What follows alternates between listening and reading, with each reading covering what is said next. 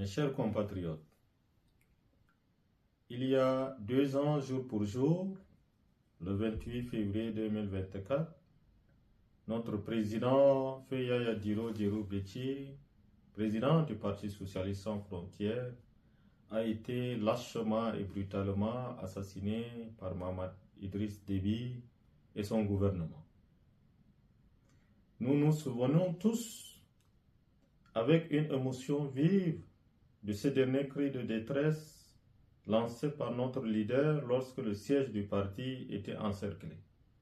Ce jour-là, c'est lui qui s'apprêtait à être investi par son parti pour porter l'espoir d'une nation a été froidement abattu d'une balle tirée à bout portant à la tête.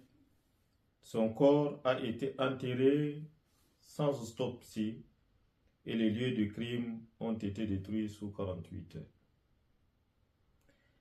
Ce n'était pas un accident. Autrement, c'était un assassinat politique planifié par la junte et ses milices. L'histoire retiendra que Yaya Dilo a été la cible d'une traque implacable. Déjà le 28 février 2021, sous le règne du père, il échappait à la mort tandis que sa mère, Maman Sobori, tombait sous les balles, martyre de la liberté. 3 ans plus tard, jour pour jour, le fils achevait l'œuvre macabre du père. Aujourd'hui, les masques sont tombés. Ce pouvoir n'a aucun projet de développement pour le Tchad. Son seul horizon est la pérennisation d'une dynastie bâtie sur le mensonge institutionnalisé, le pillage systématique de nos ressources, le népotisme et le détournement des deniers publics, la violence comme unique mode de gouvernance.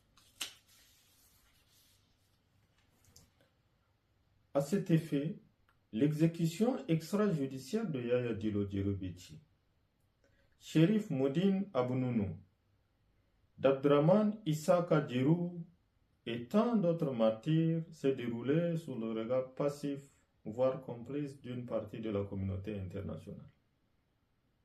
Nous interpellons particulièrement la France qui a joué un rôle important lors de la transition, a soutenu la continuité dynastique au détriment de la volonté du peuple. Comment peut-on se revendiquer? Patrie des droits de l'homme, tout en adoubant une succession dynastique qui s'octroie un droit de vie et de mort sur son peuple.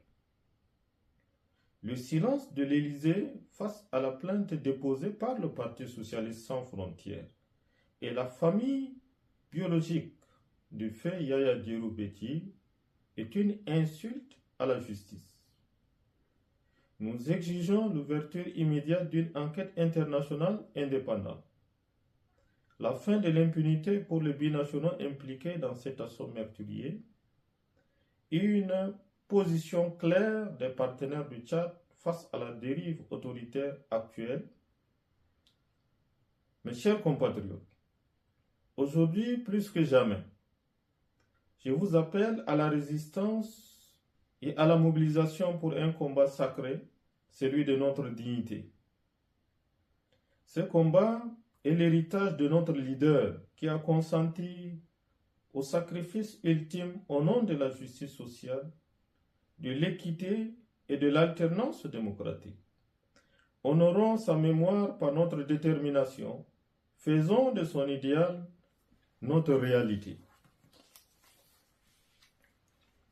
Dans cette quête de vérité et de justice, pilier de notre combat en mémoire de notre martyr, je tiens à exprimer ma profonde et sincère gratitude à l'ensemble de nos partenaires nationaux et internationaux. Votre présence indéfectible à nos côtés n'est pas seulement un soutien logistique ou diplomatique, elle est le témoignage vivant que notre cause dépasse les frontières.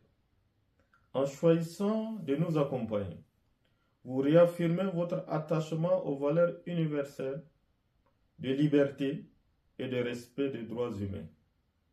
Que vous soyez des organisations de la société civile, des institutions internationales ou des alliés de la première heure, Votre engagement renforce notre résilience et légitime notre marche vers l'alternance. Ensemble, nous honorons le sacrifice de ceux qui nous ont précédés en bâtissant le socle d'une nation juste et souveraine. Vive la mémoire de notre martyr, vive le PSE, vive le Tchad libre, uni et démocratique.